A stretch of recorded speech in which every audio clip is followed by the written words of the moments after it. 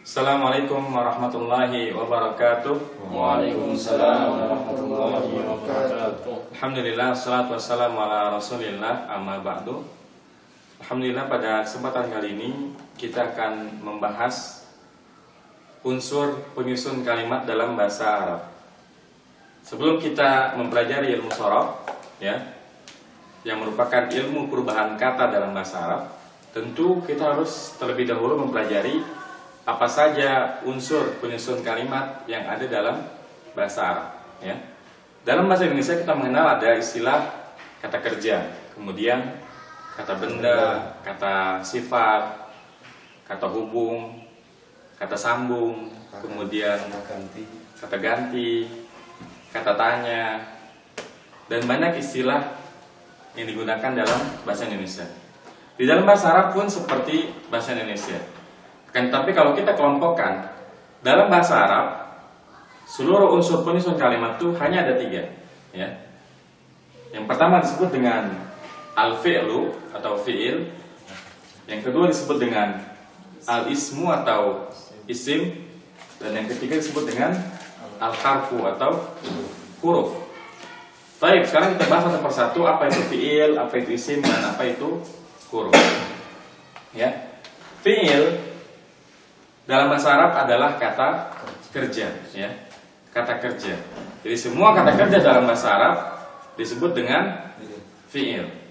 Meskipun kalau kita belajar lebih lanjut, tidak semua fi'il kata kerja, tapi semua kata kerja adalah fi'il. Karena nanti akan kita temukan beberapa fi'il yang maknanya bukan kata kerja, tapi kata sifat. Contohnya dalam hadis Rasulullah SAW kita mendengar hadis Inna fil jasadi mudghah idza salahat salahal jasadu kullu. Sungguh dalam hatinya ada segumpal daging yang apabila ia baik, salahal jasadu kullu, maka seluruh jasad kita baik. Salaha ini fi'il, tapi artinya seperti kata sifat. Jadi nanti kalau kita pelajari ilmu shorof, kita akan mendapati beberapa fi'il yang bukan kata kerja, melainkan kata sifat. Karena memang definisi fi'il dalam bahasa Arab adalah kata yang memiliki rumus tertentu. Jadi kalau fi'il ini ada rumusnya, dan memiliki makna yang berkaitan dengan waktu. Jadi nanti ada yang maknanya telah dan sedang, seperti itu. Di fi'il ini adalah kata kerja. Dalam bahasa Arab, fi'il ini ada 3. Ada fi'il madhi, ada fi'il mudhari, ada fi'il amr. Fi'il madhi itu adalah kata kerja yang telah terjadi, lampau, atau kalau dalam bahasa Inggris istilahnya adalah past tense. Jadi kalau misalkan nanti kita belajar, contohnya misalkan kataba, ini artinya telah menulis, kataba. Yang kedua fi'il mudhari. Fi'il mudhari itu adalah kata kerja yang artinya adalah sedang, sedang terjadi. Jadi kalau fi'il madhi itu present tense, past tense. Kalau fi'il mudhari ini present continuous tense, jadi sedang terjadi. Ini asalnya. Semua fi'il selain past tense adanya fi'il mudhari. Jadi kalau di bahasa Inggris kan kita mengenal istilah future tense, akan datang, itu juga fi'il mudhari, sedang fi'il mudhari. Jadi semua fi'il selain yang lampau itu adanya fi'il mudhari. Jadi sedang atau akan fi'il mudhari. Contohnya kalau kataba tadi telah menulis, sedang menulis adalah yaktubu, yaktubu. Kemudian yang ketiga fi'il amr. Ini adalah kata kerja perintah, kata perintah. Contohnya kata B itu telah menulis, yaktubu sedang menulis. Kata perintahnya uktub, uktub, tulislah, artinya adalah tulislah. Jadi ini merupakan fi'il amr. Nah, apa yang kita pelajari dari di ilmu shorof adalah salah satunya mempelajari bagaimana cara merubah dari fi'il madhi ke fi'il mudhari ke fi'il amr. Contohnya tadi kita ambil contoh kataba yaktubu uktub. Perubahan dari kataba ke yaktubu, dari kataba ke uktub ini ada rumusnya, ya. Dan ini yang kita pelajari dalam ilmu shorof, ya, rumus merubah dari kataba ke yaktubu dan ke uktub, ya. Ini fi'il, ya. Unsur penyusun kalimat yang pertama disebut dengan fi'il. Tapi jangan terkecoh. Kalau kita berbicara al kalimah, ini artinya adalah kata. Jadi dalam bahasa Arabnya kata adalah kalimat, ya. Tapi kalau di bahasa Indonesia kalimat itu adalah susunan kata. Padahal kalau di bahasa Arab kalimah itu justru katanya. Kalau kalimat dalam bahasa Arab disebut dengan jumlah mufidah, ya, jumlah, ya, atau kalam, ya. Jadi kalimat dalam bahasa Arab istilahnya kalam atau jumlah, ya. Kalau kata disebut dengan kalimat, ya. Kata dalam bahasa Arab terbagi menjadi 3, fi'il, isim, dan huruf. Fi'il sudah kita bahas, ada fi'il madhi, kata kerja lafal, fi'il mudhari, sedang berlangsung, fi'il amar, kata perintah, ya. Kemudian yang kedua, isim. Dan isim merupakan jenis kata yang paling banyak dibanding fi'il dan huruf, ya. Paling beragam, ya. Jadi kalau kita berbicara soal isim, maka banyak sekali jenis-jenisnya, ya. Tapi yang paling penting untuk dipahami oleh semua pemula yang ingin belajar bahasa Arab, isim ditinjau dari nau, jenisnya atau macamnya, dan isim ditinjau dari adat, bilangannya, dari jumlahnya. Ini yang harus diketahui sebelum kita mempelajari bahasa Arab. Karena istilah ini akan selalu disebut-sebut ketika kita mempelajari bahasa Arab. Yang pertama isim, ya, berdasarkan jenis. Yang kedua isim berdasarkan bilangan. Isim sendiri sesuai namanya artinya adalah apa? Nama, ya. Mas muka, siapa namamu? Jadi isim itu adalah nama. Jadi isim adalah kata yang memiliki makna, tapi ia tidak berkaitan dengan waktu. Jadi kalau fi'il itu kan ada keterangan waktunya, telah, sedang. Kalau isim semua kata dalam bahasa Arab yang memiliki makna, tapi tidak berkaitan dengan waktu. Jadi tidak mengandung makna waktu. Ini definisi dari isim. Nah, hampir seluruh kata dalam bahasa Arab sebagian besarnya adalah isim. Dan isim ini tidak ada polanya, ya. Beda dengan fi'il. Fi'il ini ada polanya, ada rumusnya. Sedangkan isim banyak sekali bentuknya. Contohnya pintu, babun, jendela apa? Nafidatun.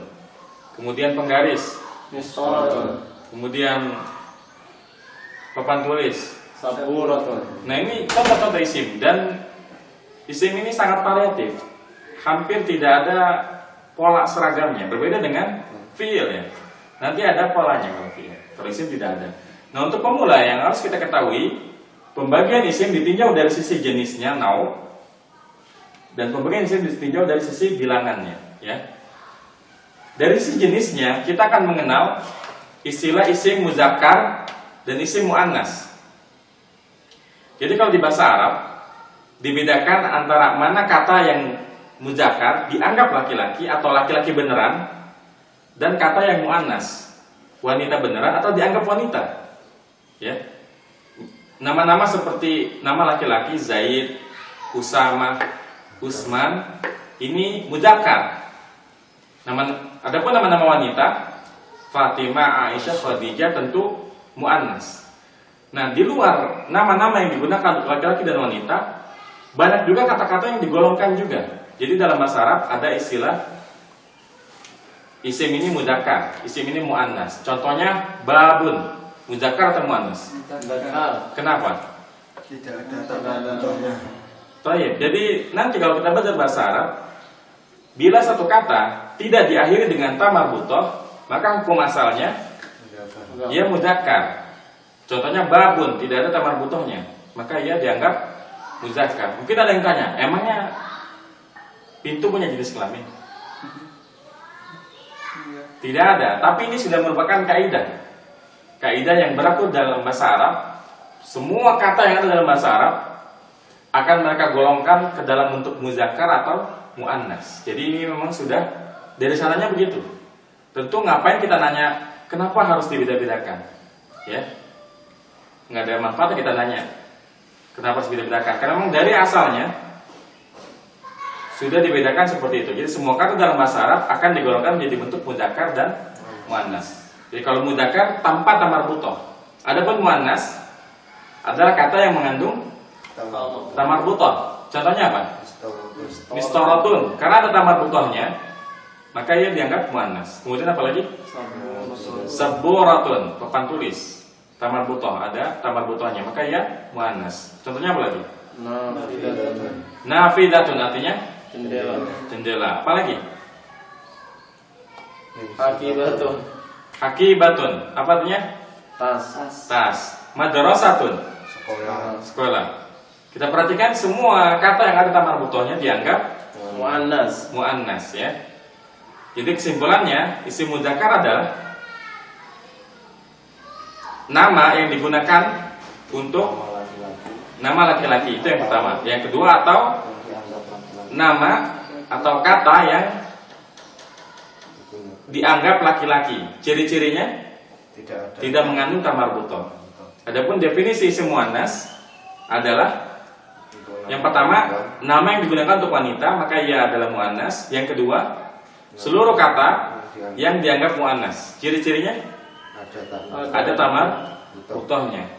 Akan tetapi nanti kalau kita belajar kembali, terkadang ada beberapa kata yang secara zahir mudzakkar tapi dianggap muannas. Contohnya apa? Ainun. Contohnya semua organ tubuh manusia yang berpasangan. Ya, ainun. Ini dianggap muannas sekalipun tidak ada tamar butohnya. Udunun. Ini juga dianggap muannas. Ya, jadi ini kaidah yang berlaku dalam bahasa Arab tentang isim mudzakkar dan isim muannas ya. Jadi dalam bahasa Arab semua kata harus kita golongkan apakah yang mudzakkar atau muannas. Cirinya yang paling jelas adalah tamar butoh. Bila tidak ada tamar butoh, maka ia mudzakkar. Tapi bila ada tamar butohnya, maka ia muannas. Baik. Kemudian jenis atau pembagian isim yang juga harus kita ketahui dari awal sebelum kita masuk ke bahasa Arab adalah isim intinya dari adad, dari bilangannya. Jadi kalau dalam bahasa Arab kita mengenal isim mufrad, tasniyah dan jamak. Kita mengenal kata tunggal, mufrad, kemudian ganda, tasniyah dan jamak. Kalau kita perhatikan, ini berbeda dengan bahasa kita. Dalam bahasa kita hanya mengenal tunggal dan jamak. Tapi dalam bahasa Arab ada satu istilah lagi, ganda. Jadi ada istilah tunggal, ganda, jamak. Kalau dalam bahasa kita jamak itu lebih dari satu. Kalau dalam bahasa Arab jamak itu lebih dari dua. Lebih dari dua. Kalau dua sendiri disebut dengan tasniyah atau musanna. Ya. Jadi kalau tunggal itu disebut dengan mufrad. Kalau tasniyah disebut dengan kalau ganda disebut dengan tasniyah, dan kalau jamak disebut dengan jamak. Jamak sendiri dalam bahasa Arab ada 3. Nanti kita pelajari, ada jamak taksir, jamak mudzakkar salim, dan jamak muannas salim. Jadi jamak ada 3, jamak taksir, jamak mudzakkar salim, dan jamak muannas salim. Ya. Untungnya di dalam bahasa Arab ada rumusnya. Rumus merubah dari mufrad ke tasniyah dan ke jamak. Ada rumusnya.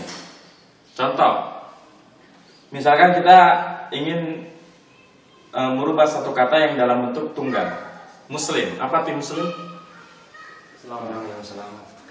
Orang Islam ya. Satu orang Islam, seorang muslim ya. Kalau kita ingin mengatakan 2 orang muslim, maka rumusnya adalah ini. Ditambahkan ani atau aini. Muslimani atau muslimaini. Artinya menjadi 2 orang Islam. Ya. Ani atau aini artinya sama-sama 2 orang, ya. Bedanya nanti dalam ilmu nahwu akan dibahas kapan kita menggunakan ani, kapan kita menggunakan aini. Yang penting dalam ilmu sorof kita tahu semua kemungkinan perubahan kata. Jadi kalau kita ingin merubah muslimun menjadi tasniyah, tinggal tambahkan ani menjadi ani atau aini. Muslimun jadi musliman atau muslimain. Contoh lagi misalkan Mu'minun. Mu'minaini. Kafirun. Kafirani. Kafiraini. Shaimun. Shaimani. Shaimaini. Kitabun. Kitabani. Kitabaini. Qalamun. Qalamani. Qalamaini. Pintu apa? Babani. Babun. Jadi Babani. Babaini. Saburatun. Saburotani. Saburotaini. Tadi jendela apa? Nafidatan. Berarti nafijatun jadi Nafidatani. Nafidataini. santum. Tas. Kemudian jama pun ada yang ada rumusnya dan ada yang tidak ada rumusnya. Karena jama sendiri terbagi menjadi 3. Ada istilah jama taksir, jama mudzakkar salim, dan jama muannats salim. Apa itu jama taksir? Jama taksir adalah jama yang tidak beraturan, tidak ada rumusnya. Biasanya jama taksir ini digunakan untuk kata benda, ya. Contohnya pulpen ya. Apa artinya? Kolamun. Pulpen kolamun ya. Jama taksir adalah aqlamun. Kemudian babun, jama taksirnya apa? Abu-abun. Abwabun ya. Kemudian nafidatun, jendela, jama taksirnya apa? Nawafid. Nawafidun. Kita lihat tidak ada yang seragam. Abwabun, aqlamun, nawafid, nawafidun. Semuanya tidak ada yang sama ya. Karena memang jama taksir tidak ada rumusnya. Jadi memang kalau kita ingin mengetahui jama taksir dari satu kata, apa yang kita lakukan? Buka kamus. Buka kamus. Ini jama taksir tidak ada rumusnya.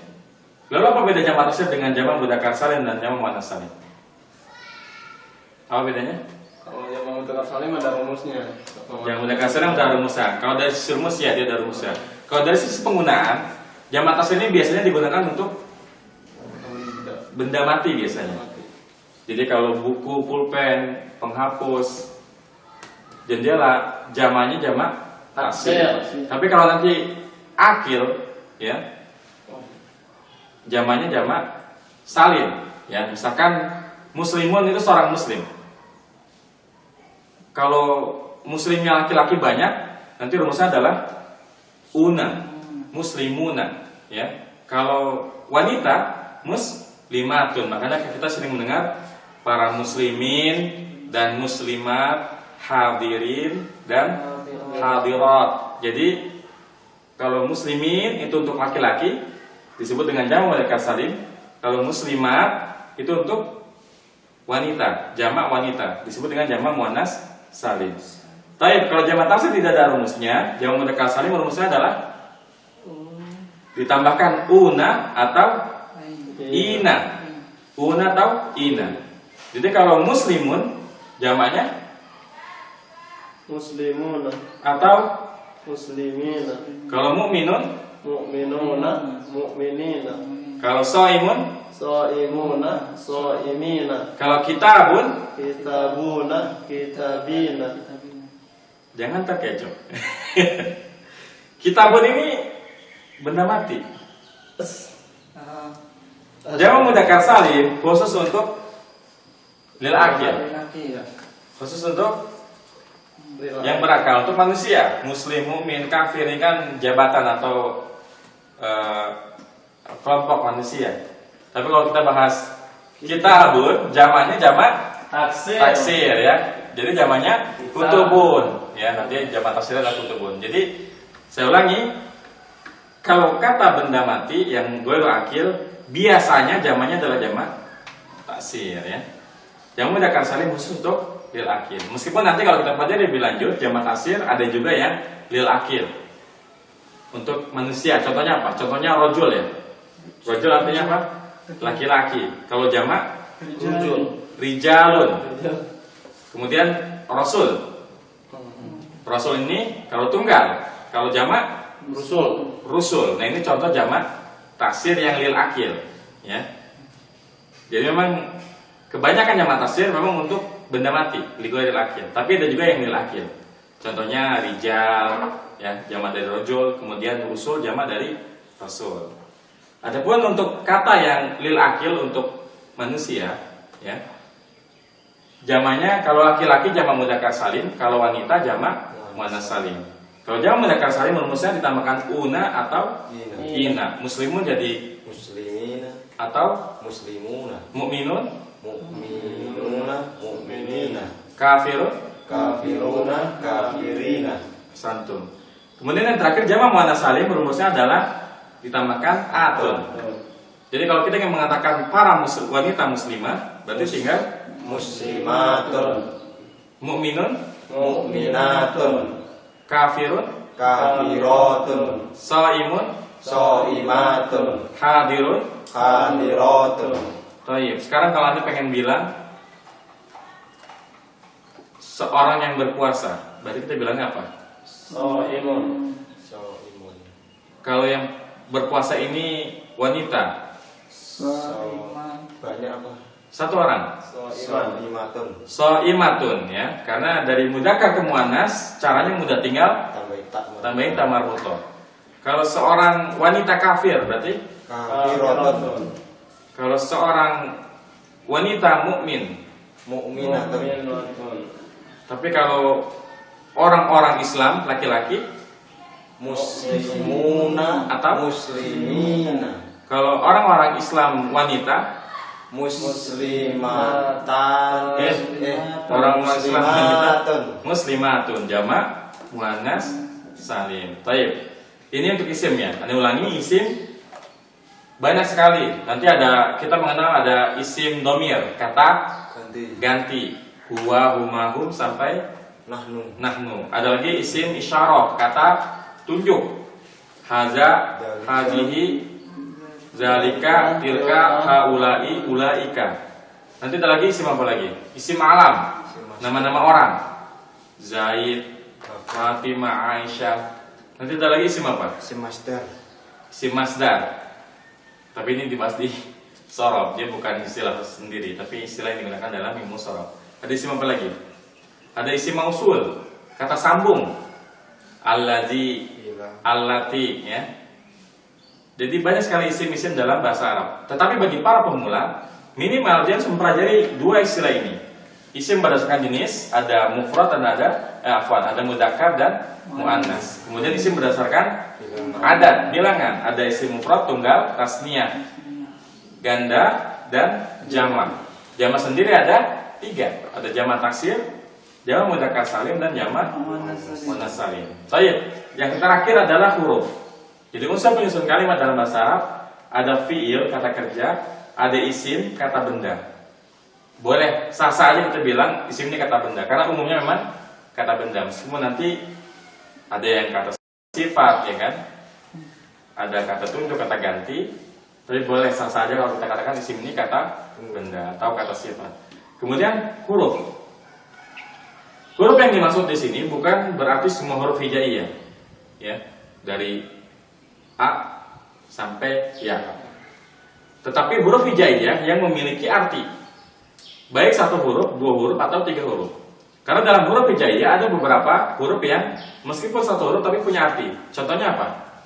Dari A. A sendiri ada artinya. Apa arti A? Apakah. B artinya apa? Dengan. Li, Kepada. kepada atau untuk atau bagi. Ada K, seperti. Ada Fa, maka. Ada Wa, Dan ada Sa, akan, ya. Ini yang satu huruf. Ada lagi yang 2 huruf memiliki arti. Contohnya apa? Min, Ilah. dari, fi, dalam, apa lagi? Ila. Kalau ilah 3 huruf. Ala. Ala 3 huruf juga. An, ya. An dari juga. Min, an, fi. Ya. Contohnya 3 ya. Kemudian yang 3 huruf banyak tadi yang disebutin. Ila, ke, kemudian ala, di atas. Apa lagi? Ya, ini contoh ya. Jadi kalau yang satu banyak tadi ada li, bi, fa, wa, sa, ka, ya. Kalau yang 2 huruf ada fi, ada min, dari, an juga dari. Yang 3 huruf ada ila, ada ala, ya. Ini yang dimaksud dengan huruf-huruf dalam bahasa Arab. Ketika kita mempelajari ilmu shorof, huruf tidak dibahas sama sekali, ya. Kalau kita belajar ilmu shorof, kita tidak membahas huruf sama sekali. Yang kita bahas hanya fiil dan isim, ya. Oke, tapi sengaja dikenalkan dari awal supaya kita paham bahwasanya dalam bahasa Arab ada 3 istilah. Ada istilah fiil, ada istilah isim, dan ada istilah huruf. Baik, ada pertanyaan sampai di sini? Sama jelas Ustaz. Jelas ya? Sama. Baik, kalau jelas, Anda cukupkan sampai di sini. Wassalamualaikum warahmatullahi wabarakatuh. Subhanakallahumma bihamdika asyhadu an la ilaha illa anta astaghfiruka wa atubu ilaik. Wassalamualaikum warahmatullahi wabarakatuh. Waalaikumsalam warahmatullahi wabarakatuh.